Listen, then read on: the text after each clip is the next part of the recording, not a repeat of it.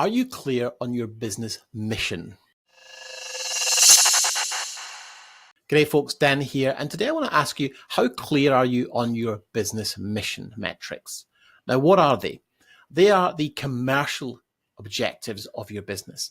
That's taking your purpose and being aligned with that, but actually commercializing it and making sure you have targets and processes in place to help measure and achieve those goals. So with a business purpose, you're getting clear on the why. But the business mission is the what. How much money do you want to generate? What kind of reach do you want to have? What kind of geographical locations do you want to be serving?